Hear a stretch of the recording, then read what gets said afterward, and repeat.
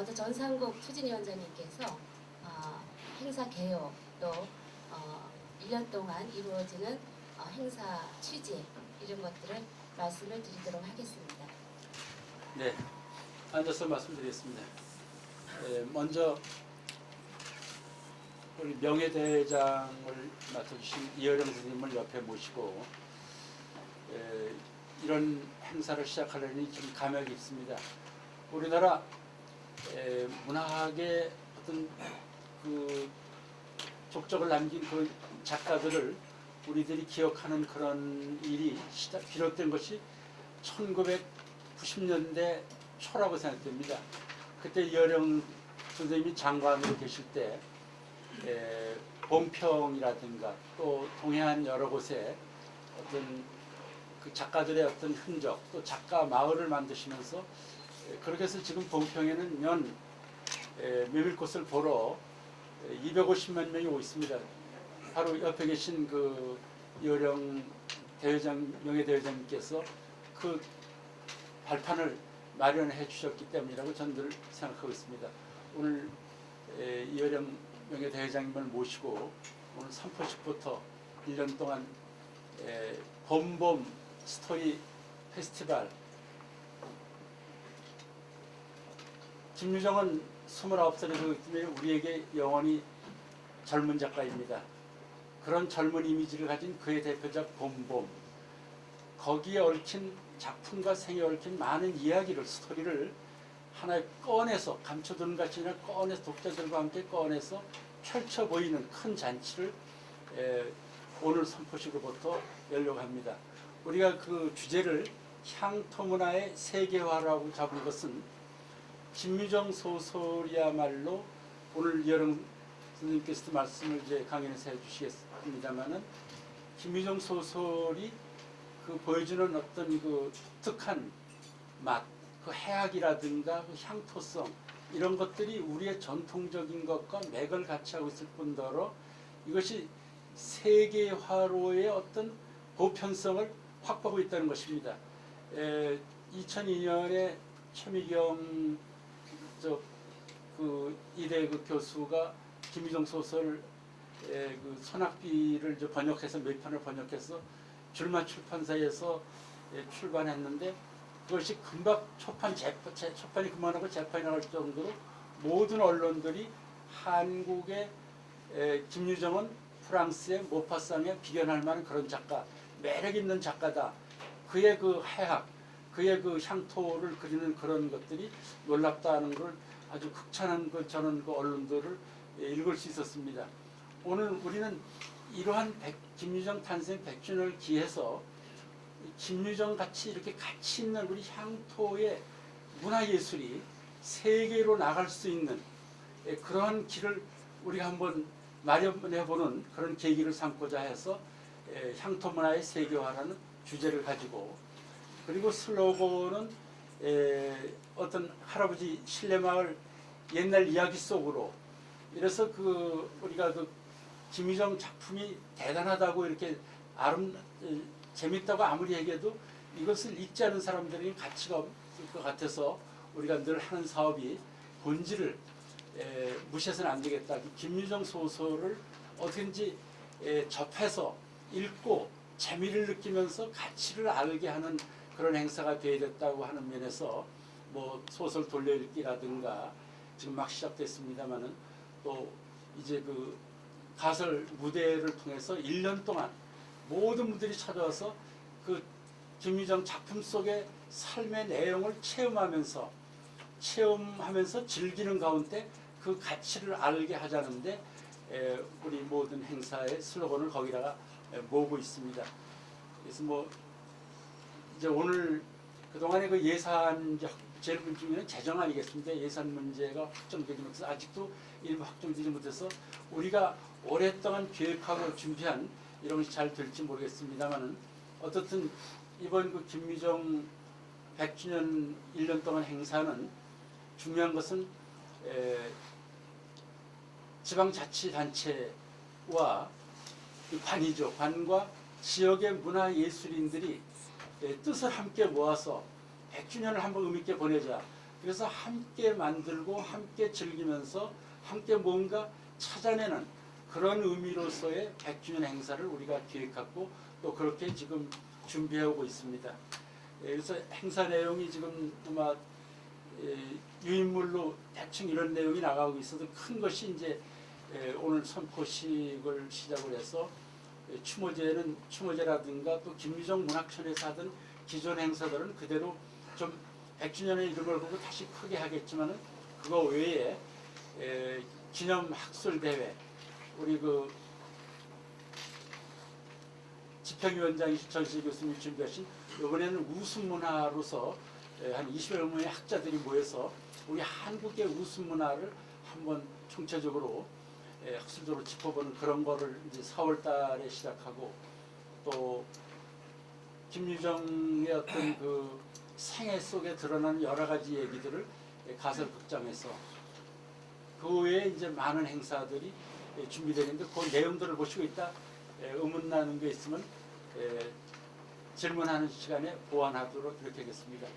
정말 오늘 날씨 추운데 고맙습니다. 네, 질문에 앞서 이따 그 본 공식 행사에서 특강을 해주시겠지만은 이어령 장관님께서 명예대회장님께서 와주셨습니다. 먼저 잠깐 말씀을 들으신 다음에 질문과 인터뷰를 해주시기를 부탁드리겠습니다.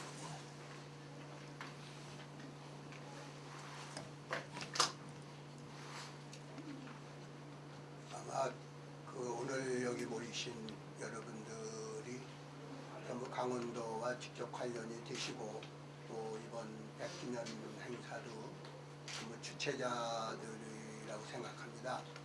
저는 이름도 명예대회장이지만 외지에서 얘기하는 것이기 때문에 본인이 본인 얘기하는 것보다 남이 얘기해 주는 게 좀 믿음이 더 가거든요. 그래서 명예대회장도 필요하지 않나 그래서 이 직을 수락했습니다만은 여기 전상국 선생님, 여기 오정희 선생님, 여러 또 이 오인문 선생 정말 이 김유정 선생뿐만 아니라 우연인지 또는 풍수지리설하고 관계가 있는 것인지 한국의 그야말로 스토리의 자원, 픽션의 자원을 제일 많이 가지고 있는 것이 강원도입니다. 지금까지 강원도 하면 자연을 연상해가지고 자연이 리소스가 돼서 스키장이라든가 산이라든가 이렇게 하나님이 주신 풍토가 이 강원도의 자원인데 그것을 이야기로 바꿔놓는 상상력과 그 픽션에 의해서 또 하나의 자원이 이 스토리에 대한 자원이다. 이게 스토리를 판다. 이게 문학 아니래도 한 지역이 스토리를 파는 시대. 이건 뭐 옌센이 얘기하는 드림 소사이티에서도 앞으로의 자원은 눈에 보이지 않는 자원 가운데 스토리, 이야기를 만들어내는, 이야기를 파는 그것이 그 고장이나 그 나라의 능력이 된다는 말을 많이 하고 있습니다. 사실 100년 지나도 오늘처럼 그 탄생 100주년을 한 지역이 아니라 전국적으로 공감할 수 있는 작가를 갖는다는 것은 대단히 드문 일입니다. 또 우리나라의 김유정보다 훌륭한 작가가 많이 있겠죠. 그러나 한 지역 문화에 뿌리를 내려서 한 지역 축제로서 100년의 탄신을 그야말로 이 누가 보든지 강원도 작가로서의 공간적, 이 지역적 아이덴티티를 가지고 있는 작가는 딱 한 분 김유정 선생이 있을 뿐이에요. 아마 시루는 서정주 선생이 이제 딱 떠오르는 것이 이 호남 지역의 그 문화를 대표한다 그러면은 소설에서는 김유정 선생밖에 없다. 시에는 서정주 선생이 사투리를 쓰시는 그 사투리를 시적 언어로까지 높인 것처럼 김유정 선생은 소설의 언어를 바로 이 고장의 언어를 가지고 소설 공간을 만들고 소설의 언어를 만드신 분이기 때문에 이것은 강원도의 자랑이 아니라 이런 지역에서 나온 문화, 그것이 문학이 전 한국 것이 되고 세계 것이 되는 그런 스토리의 자원, 소설의 자원을 가지고 있는 유일한 예가 김유정 선생이시고 100주년 오늘 이 자리가 강원도의 행사가 아니고 범문학적인 세계에서도 한 작가를 한 문단의 행사가 아니고 지역 전체 그것을 배경으로 한 한 소설 공간이 실제 공간, 그 토마스 하디 잘 아시겠지만 그 웨섹스 지방의 토마스 하디가 주로 그 지역을 모든 소설을 써가지고 지금도 이게 관광 자원이 되어 있습니다만 영국에 있어서는 그 토마스 하디의 웨섹스 지방하고 여기에 맞먹는 그러한 모델로서도 아마 여기에서 무엇인가 큰 행사들이 앞으로 벌어질 때 강원도에서 이 춘천에서 강원도에서 한국에서 아시아에서 전 세계로 그 소설 공간을 확장해 나갈 수 있는 유일한 자원이라고 말할 수 있는 것이 김유정 선생이시고 이번에 그 준비위원회에서들 마련하신 걸 제가 한 서너 번 제가 바빠서 내려오진 못했습니다만은 문서로 또 직접 찾아와 주셔서 제가 브리핑도 받았는데 대단히 훌륭한 아이디어나 여태까지 그 지역 페스티벌 중에서는 가장 값진 내용 있는 콘텐츠가 있는 그러한 행사가 되지 않을까 이렇게 생각이 됩니다. 문제는 이와 같이 구슬이 서마리에도 꾀야보배라고 아무리 좋은 행사를 하고 아무리 여기에서 세계적인 보편적인 그러한 공간 확충을 하는 이 강원도에 부가가치를 주는 관광의 콘텐츠를 주는 하나님이 주신 것이 아니라 인간의 상상력으로 만들어가는 이 창조된 소위 문화 상품이겠죠. 이러한 그 라이브웨어 사람 자체가 하나의 고급한 이 지역의 상품이 되는 이러한 그 힘이 아마 여기 계신 그 지역 언론인 또는 여기 계신 이 모든 이 참여하시는 분들의 참여가 없으면 정말 참 모처럼만의 이런 좋은 기획이 제 빛을 발하지 않게 된다면 얼마나 참 어려운 일인가. 저도 국가 행사를 쭉 큰 거부터 다 해왔습니다만은 사천년 준비위원장을 마지막으로 위원장 이 장자 붙은 것은 절대로 하지 않는다 하고 아주 그 잡지 신문에 아주 박아놨어요. 그리고 SBS 최근에 어디에서도 아주 난 위원장이고 이런 건 절대 안 한다 이렇게 얘기를 했는데 유일하게 이걸 깨고 제가 이 명예자는 붙긴 했지만은 장자 붙은 걸 또 하게 됩니다. 이게 사천년 뒤로 그 이유는 바로 이런 순수한 문학 행사. 저한테 뭐 해달라는 건 전부가 비문학적인 어느 의미에서는 직접 그 돈 버는 일과 관련된 일이기 때문에 그건 뭐 두 번 다시 돌아다보지 않았지만 한 작가의 100주년을 우리에게도 그 셰익스피어 그 스트래트워드 내분에서 매번 그 이 기념식이 열리고 그 고장은 셰익스피어 때문에 존재하는 그런 걸 봤을 때 우리도 이런 고장이 하나 있으면 좋겠다 하는데 드디어 제가 찾아낸 것입니다. 끝으로 여러분들께서 꼭 기억해 주실 것은 현재 살아있는 작가들, 기념관들이 많이 나와 있습니다.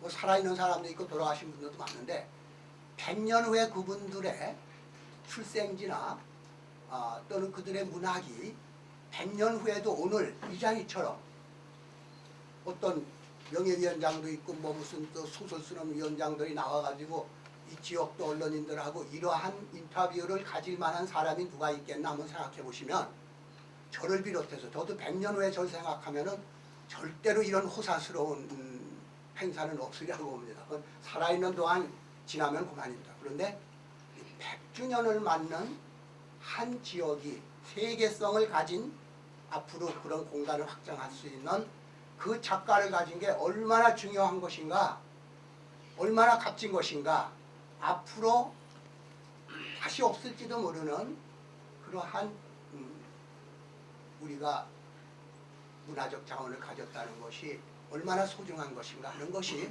이번 행사의 아주 깊은 뜻이라고 봅니다. 그래서 주제 넘은 얘기 같지만 그 언론에서 요즘 뭐 정보 시대이기 때문에 모든 미디어를 통해서 이 강원도 지역만이 아니라 전 세계까지 김유정 100주년 탄생 기념일을 통해서 다시 한번 평가하고 사라져가는 점차로 힘을 잃어가는 문학에 힘을 주시고 그런 모든 것들이 오늘 이 작은 자리에서부터 비롯된다는 것을 여러분들이 협조해 주시면 저도 구계자이긴 합니다만은 열심히 제가 생각하는 여러 가지 모니터 역할을 하면서 동참하는 것을 오늘 선포식과 함께 그 기회를 함께 하고자 합니다.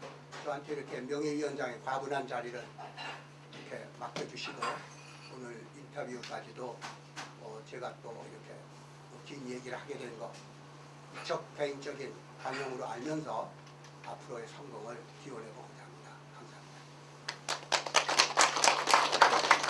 네, 고맙습니다. 오늘 첫 발을 내딛는 이 시간에 이렇게 큰 힘을 주셔서 저희들 10월 25일 마무리할 때까지 정말 힘을 얻어서 행사 잘 할 수 있도록 큰 힘 주셨습니다. 감사합니다. 그러면 지금부터 질문을 받도록 하겠습니다. 여기 계신 분들 소개 좀 네. 어떤 성적으로 모여 있답니까? 네. 이어령 명예위원장님 옆에 전신재 집행위원장님 소개 올리겠습니다. 한림대 국문과 교수님을 역임하셨고요. 그 옆에 춘천시 문화관광예술국장이신 정용기 추진위원님 모셨습니다. 그리고 전상국 추진위원장님 다시 한번 소개 올리도록 할까요? 오정희 소설가님을 소개해드리겠습니다. 강원도 문인협회 회장이신 최복형 선생님이십니다. 유인 선생님 여기 계셔야 되는데 늦었지만 이리 오시겠어요?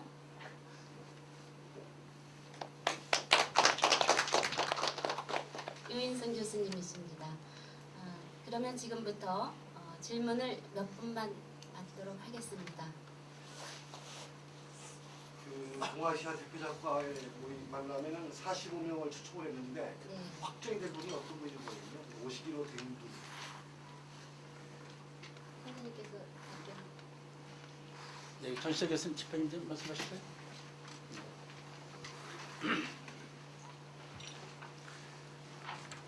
그거는 그 서울 그 대산문화재단에서 하는 그 행사가 있는데 그 행사를 마치고 그분이 원래 그 행사 모든 행사를 춘천에 했으면 했었는데 그렇게 안 되고 서울에서 저 동아시아 작가회를 하고 그분들 그대로 춘천으로 모시고 와서 2박 3일 동안 행사한 거예요. 그래서 원래 인선은 운영하지 않고 그 대산문화재단에서 했어요. 전체 명단은 아직 확정이 안 됐어요. 지금 여기 나와 있는 정도로 확정되고 나머지는 아직 확정이 안 됐습니다. 그럼 여기 제가 잠깐 말씀드릴까요? 네. 네, 제가 여기 동아시아 이 대회의 그 조직위원회 부위원장을 맡고 있습니다. 그래서 이제 한 달에 한 번 정도 가서 회의를 같이 하고 그러는데 지금 여기에 나와 있는 그 모엔 씨라든가 왕한이라든가 하는 분들은 그 중국에서 상당한 위치에 있는 분들이고요. 그리고 오해 겐자브로 씨도 그렇고 대체로 오는 걸로 확정이 되는 걸로 알고 있습니다. 보시는 걸로. 저희들 기사 쓸 때 여기 있는 명단들을 쭉 쓰면서 이분들 같이 분석을 할 것으로 네, 그래도 괜찮을 것 같습니다. 네, 그분들은 확정된 거니까. 네, 지금 우리 사무처장 얘기는 확정이 다 됐답니다. 중국에서 15작가, 모엔이라든가 15작가, 그 다음에 겐자브로 일본에서 15작가, 그 외에도 뭐 다른 데서 오겠습니다. 기본 그렇게 30명은 확정됐고요. 또 우리 국내 이제 작가들이 또 함께 찹니다. 중요한 것은 이 동아시아 작가 포럼은 서울 청량리에서 모두 모여서 기차를 타고 한중일 작가들이 기차를 타고 경춘선 열차를 타고 진유정역에 내린다는 겁니다. 그래서 우리가 이고장 문인들이 전부 나가서 환영을 하고 그분들이 묵는 동안 같이 포럼을 하는 동안 함께 우리 지역의 문화와 예술을 어떤 세계 속으로 끌어들일 수 있는 그런 방안을 한번 모색하는 시간을 준비한 것이 동아시아 포럼 작가회라고 할 수 있겠습니다. 네, 그러면 또 질문을 받도록 하겠습니다.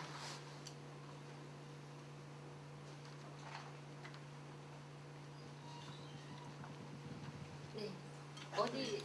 예. KBS TV 책을 말하다 프로그램의 담당 PD 고기현입니다. 카메라 때문에 앉아서 네. 말씀을 드리겠습니다. 부탁드리겠습니다.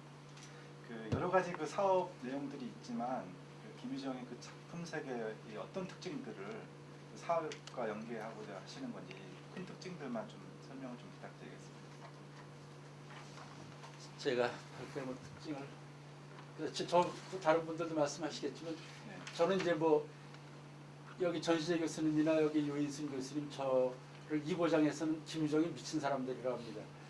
그 미쳤다는 건 그 우리가 미치는 대상에 대한 어떤 가진 가치라든가 어떤 매력 이런 것들 때 제 개인 미친 사람을 하는 사람은 매력을 시간이 지나도 변하지 않는 김유정의 그 탁월한 언어 감각이 그 당시에 발표 작품 31편이 발표 당시에 한학을 한 사람인데도 불구하고 한자를 하나도 안 썼습니다. 그건 바로 김유정이 자기가 만든 캐릭터를 소설 제목으로 썼거든요. 만무방 우리 고유한데 천연대 엄치도 막대 먹은 사람들, 바보들이죠 뭐. 그 다음에 따라지들, 이 따라지와 만무방들의 언어로 이 지역 혹은 도시 빈민들의 삶 속에 들어가서 그들을 재밌게 그렸다는 것이죠. 웃음을 유발하는. 그래서 그 탁월한 언어 감각이 의외에서 그 생동감을 가지면서 그 문장이 아주 정직한 생동을 가지면서 그 해학을 그 유발하는 그 아주 해학도 참 그 다른 해학과는 좀 다른 그런 우리가 그 정말 우리가 바보들이 웃음을 자아내는 걸 우리가 즐기는 것처럼 김유정의 소설 인물들은 우리 이재선 같은 분은 그 바보 열전이라고 할 정도로 바보들의 그 기행을 우리 독자들은 편하게 바라보는 바로 그런 바라보다가 뭘 느끼게 만드는 그런 해학과 또 김유정의 향토성 저는 많은 김유정의 작품이 중고등학교 교과서에 본본과 동백꽃이 향토성 때문에 계속 수록되는 지금도 두 작품이 수록되어 있습니다만 저는 그중 향토성 중에 김유정이 고향에 잠깐 고향에 머무는 동안에 동백꽃이라는 소설을 구상했습니다. 이 동백꽃은 전 남쪽의 동백꽃이 아니지 않습니까? 소설의 끝부분에 보면 노란 동백꽃이라고 나오고 동백꽃에 알싸하고 향기탄이라고 썼습니다. 알싸하고 향기탄. 저 남쪽의 동백꽃은 향기가 없지 않습니까? 산수유도 향기가 없는데 산수유 필 때 산에 노랗게 잎도 안 나오는 상태 3월 말에 피는 그 동백꽃을 어떻게 그렇게 향긋한 알싸한 이런 언어를 썼을까? 이것이 어떤 향토성 그런 것들이 한두 개가 아니죠. 그 다음에 또 김유정이 그런 향토성을 그리는 중에 이고장 사람들이 70년 전에는 낙엽이라는 건 식자들만 썼는데 그 낙엽이라는 건 김유정 소설에 찾을 수 없죠. 왜냐하면 이고장 사람들이 쓰던 언어니까. 그러니까 낙엽 대신 김유정 소설 그 당시에 이 춘천 사람들은 밑바닥 인생들은 낙엽을 뭐로 썼느냐 읽어보면 금방 아 떨리번 지고 그 다음에 얼굴보다는 얼굴 표준 서울 표준말보다는 낱장 낙판내기 이것이 김유정 소설이 갖는 가장 매력 있는 것. 또 이것이 해학성과 향토성을 이렇게 생동감 있는 언어로 그린 것이 세계적인 어떤 보편성을 확보할 수 있는 그런 근거가 되지 않는가 이렇게 생각합니다. 그리고 제가 또 보충해서 설명해 네, 사업과 연계되어 있는 부분은 그 아까 그 김유정 작품 세계를 어떻게 이제 행사와 연결시키느냐 말씀하셨는데 지금 제가 기억한 건 두 가지인데 우선 그 학술대회 그러니까 학술대회 주제가 한국의 웃음문화인데 보통 얘기할 때 김유정은 한국 문학의 전통을 잘 계승한 작가라고 얘기할 때 그 전통이 구체적으로 뭔가 하면은 여러 가지가 있는데 제 개인 생각은 웃음 한국의 그 전통적 원래 한국의 비극은 약하고 시극이 강한 나라인데 문학에서 근데 그 웃음이 보통 그 서양의 웃음하고 전혀 다르거든요. 그 속에 가령 그 속에 그 슬픔을 깔고 있는 웃음 가령 중국의 그 위화라는 작가 그 허삼관 매혈기 쓴 작가 그 작가가 여러분 그 작가 김정하고 비슷한데 가령 문자로 쓴 소설이 아니고 말로 하는 이야기처럼 글을 써내는 거 그다음에 민중들의 그 삶을 그대로 제시해 주는 거 그다음에 그 속에 참혹함을 담고 있으면서 그걸 웃음으로 채우는 그런 점에서 김정하고 비슷한 작가인데 그래서 김유정의 웃음만 가지고 학술대회를 열지 않고 한국 문화에 나타나는 전반적인 웃음, 전통 문화, 그다음에 현대 테레비까지 해가지고 그래서 18명이 발표를 하는데 그 18명 중에서 5명만 김유정의 웃음 관련이고 나머지는 전부 김유정 외에 그래서 김유정을 한정하지 않고 한국 문화 전반으로 옛날 현대 합쳐가지고 그래서 18명이 이제 동시에 두 장소 동시에 발표를 하고 그래야 되는데 그걸 그 세미나를 하고 나면은 한국 문화에서 웃음이 차지하는 비중이 뭔가 어느 정도 판가름이 날 것 같고 그 속에서 김유정이 가지고 있는 비중이 뭔가 어느 정도 판가름이 날 것 같습니다. 그 문제이고 하나는 그다음에 이제 대회 주제가 그 향토 문화의 세계화인데 그 주제에 맞게 지금 진행을 하려고 그러는 것이 그 동아시아 작가회의인데 그냥 일본 사람은 와서 이제 가장 일본적인 것이 가장 세계적이라고 얘기할 것이고 그냥 중국 작가는 와서 이제 가장 중국적인 것이 가장 세계적으로 얘기하고 그럴 텐데 그냥 그런 것들 그냥 우리가 가장 한국적인 것이 가장 세계적으로 얘기할 때 그 근거가 뭐겠는지 일본 사람은 뭘 내세울지 중국 사람은 뭘 내세울지 그런 걸 이렇게 입체적으로 고찰하다 보면은 뭔가 좀 설명하기 잡힌 것이 있을 것 같은 그런 생각이 듭니다. 여기까지 보세요. 되셨습니까? 그러면 한 두 분 정도 더 질문을 받고 점심 식사 시간으로 드리겠습니다. 예. 마이크 왜안 끼냐? MBC 강원산역에서 나왔는데요. 좀 확실한 답변을 좀 부탁드리겠습니다. 소설을 읽다 보면은 등장 인물들이 사투리를 쓰게 되는데 왜 사투리를 전부 다 쓰는 건지 하고 그 점순이가 자주 등장을 합니다. 김유정 선생님의 첫사랑이었는지 아니었는지 그거 좀 답변을 좀 부탁드리겠습니다. 소설 속에 그려진 인물 점순이에 대한 관심이라고 생각되는데요. 그 김유정 소설에는 점순이가 등장하는 것이 동백꽃과 봄봄 두 개입니다. 그런데 실제 점순이는 그 이미지가 동백꽃 봄봄에는 약간 다르게 그려졌습니다. 한 인물인지 또 아닌지는 우리 확인할 수 없지만 점순이 봄봄에 그 최 씨하고 이제 결혼하게 되는 이제 대릴 사이 그 봄봄에 점순이는 실제 인물이었습니다. 소설의 김봉필 씨라고 욕쟁이 영감 소설은 봉필이지만 실제 인물은 김종필 씨. 이렇게 김유정 소설의 대부분은 실제 있었던 일들 그 모델로 하고 있고 지명을 그대로 쓰고 있습니다. 그런 의미에서 점순이는 실제 그 신례마을에 살았고 그 따님이 현재 지금 최 씨죠. 춘천 시내에 살고 있고 며느님도 제가 돌아가셨습니다. 몇 년 전에 만나봤고 실제 인물이 틀림없거든요. 그랬을 때 김유정이 1930년 여기 내려와가지고 이제 박록주한테 실현당하고 또 학교에서 제접당하고 대학에 제접당하고 내려와서 야학을 하면서 그때 많은 그 농촌 제목으로 하는 가운데 부녀회도 조직하거든요. 아마 그럴 때 김유정 소설의 그 봄에 나오면 뭐 도련님 나오지 않습니까? 도련님 뭐 이런 식으로 하나의 부잣집 김유정은 그 당시만 해도 부잣집 도련님으로서 그 마을 처녀들의 아마 굉장히 그 우상이었을 겁니다. 그러니까 처녀들도 쫓아다니고 그 중에 하나의 점순이도 김유정의 눈에 들었던 것이지 김유정은 그 마을 처녀들보다는 외지에서 흘러온 유랑하는 그 들병장수 뭐 그들과의 사랑인지 뭔지는 있었지만은 그 점순이하고 김유정과는 진짜 관계가 없었던 것 같습니다. 유인순 교수님 거기에 대해서 뭐 조금 제가 좀 네. 설명하겠는데 오늘 제가 이제 그 향토성과 세계성 얘기도 하고 왜 김유정인가 하는 얘기를 하게 됩니다. 아마 두 분이 질문하신 거에 대한 얘기들이 다 나올 거라고 하는데 관광 자원을 개발하다 보면은 비문학적인 것을 강조하게 됩니다.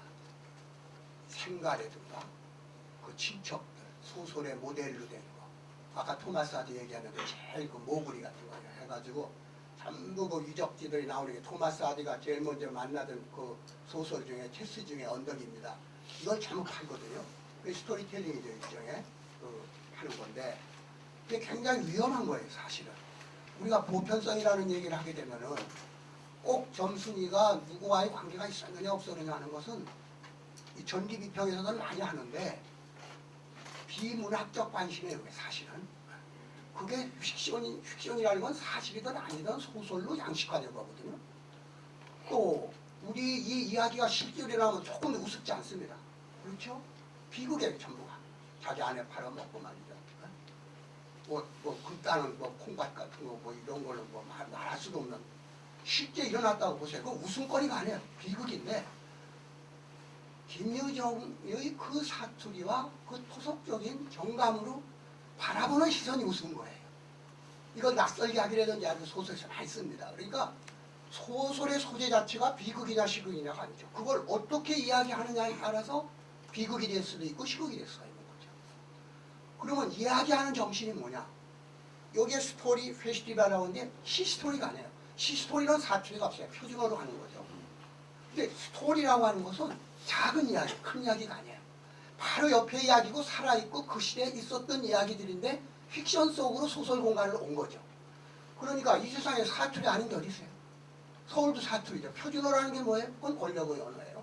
이걸 표준어로 한다. 그걸 출판 언어라고 하는데 그렇기 때문에 이 강원도가 중요한 것이고 장도색이 중요한 것이고 춘천에 이런 자리가 중요하다. 왜? 사투리는 그 고장밖에 없다. 그 고장밖에 없는 산입니다. 근데 그것이 보편성을 가졌을 때 그 고장만의 것이지만 세계인의 감동을 준다. 근데 표준어로는 감동 못 준다. 왜? 그거는 실제 있는 얘기가 아니고 큰 얘기다. 관념적인 언어다. 이건 살아있는 언어다. 이게 바흐친의 이제 대화 이론까지 갑니다만은 오늘 이런 자리에서 제가 제일 염려하는 것은 지방자치제가 김유정 선생을 도와줄 때는 다 돈이 돼야 도와주는 거예요. 그래요? 관광객들 모여들고 말이지 모두 다 가야. 그러지 않으면 이 관리들이 안 움직이죠. 그냥 문학하시는 분이 아닙니까? 근데 문학도 연구하시는 분하고 또 소설가하고 또 다른 거예요. 이렇게 서로 이해관계가 다 다르지만 한 인물을 통해서 관광자원으로도 되고 이 세계적인 어떤 세계대회 할 수 있는 것도 되고 여러 가지의 각자 생각하는 다양한 김유정이라는 분이 있을수록 더 많은 아이덴티티와 더 많은 사람이 오게 된다. 근데 이러한 리소스를, 문화적인 리소스를 그동안 다 방치했었다. 이거 너무 안타까운 일이에요.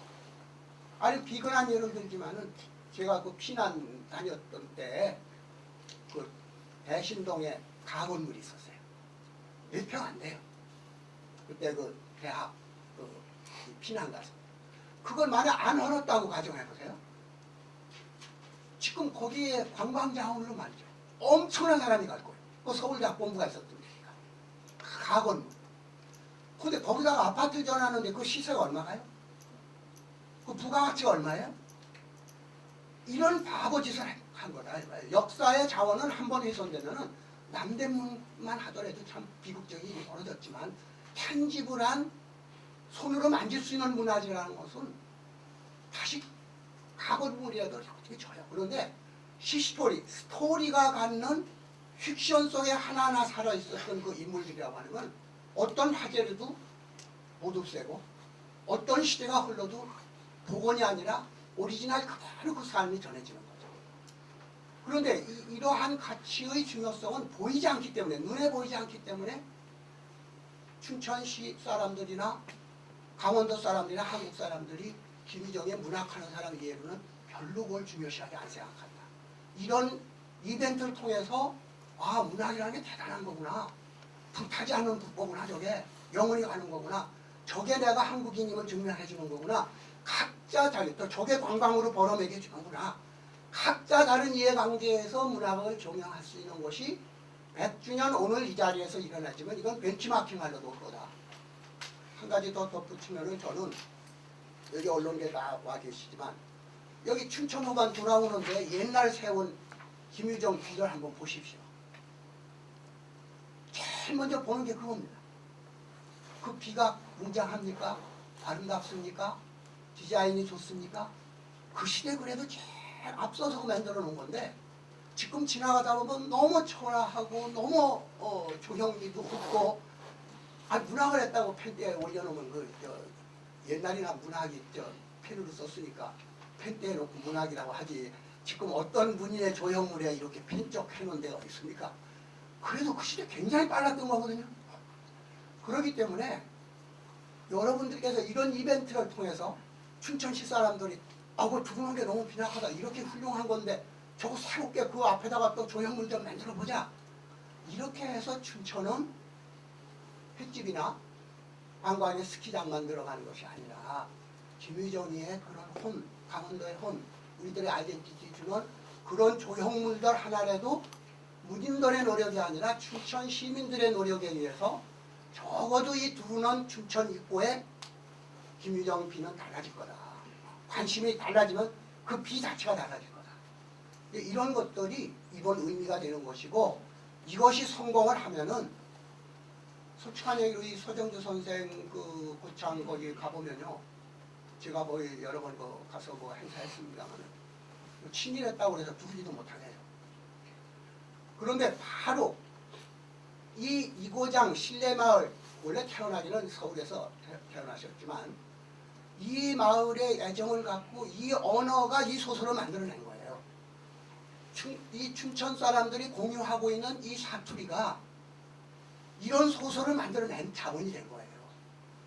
이 하나만 알아도 강원도 사투리가 아니면 표현할 수 없는, 동백꽃 하면 다 지금 저 인터넷이나 이런 데 보면 그 동백꽃이 빨간 동백꽃이 아니라 막 뜹니다. 그래도 지금 중고등학교 애들한테 물어보면은 동백꽃은 다 빨간 건 줄 알고 동달하고 쓰러져 가지고 뭐 하는데, 이거 넝쿨처럼 이렇게 나무보다도 이렇게 뭐 덜 넝쿨처럼 이렇게 묘사되어 있기 때문에 아, 이런 놈은 동백꽃이 어디냐? 그래서 이걸 이 김유정 씨가 이 동백꽃이 뭔지도 모르고 썼다, 이런 사람들이 있어요. 그런데 그게 바로 동백꽃이라는 게 표준화된 그게 아니라 고장마다 동백꽃들에 대한 어휘 자체가 다른 이 차이, 문화적 차이. 또 따라지라는 말 쓴 거 조선일보에서 그냥 소나기로 고쳐버려요. 표준화하려고 그래요. 이 자꾸 강원도를 강원도 비강원도화 하려고 해요 지금. 그래서 전혀 무성해, 아무 성격도 없는 중성을 만들려고 한다고.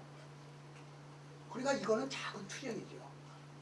따라지란 말을, 이 저 만부방이라는 말을 표준으로 옮길 수 없는 것을 표준으로 옮기려고 하는 사람들이 있다. 강원도 사람을 강원도 사람이지 않게끔 하려는 사람들이 있다. 근데 그건 문화를 나눈 토량이다 이거.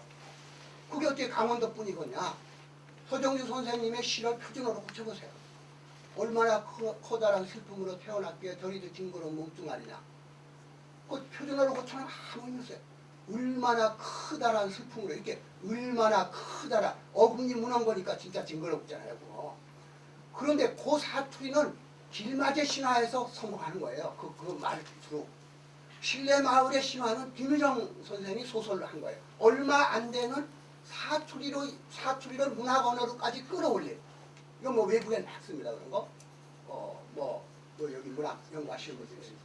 그러한 벤치마킹이 여기서 이루어지는 건데, 관심이 너무 관광으로 가고 너무 지역 페스티벌로 가가지고 문학, 비문학적 내용이 지금 질문하신 것처럼 그런 것들이 많이 쏟아져 나왔을 때는 정말 자기네들이 가진 자원이 뭐다 하는 거가 빗나가기 때문에 하나밖에 없는, 김유정이는 절대 재생산 안 돼요. 여기다 빌딩 똑같은 거 얼마든지 줘요. 근데 김유정이는 하나님이 와도 못 바꿔요. 그 과거가 돼버린 거예요. 문학작품이 돼버린 거예요. 이 하나밖에 없는 자원이 앞으로 재생 가능한 어떤 자원보다도 귀중하다는 것을 지역 시민들이 아셔야 전 한국의 사투리가 얼마나 중요한 건지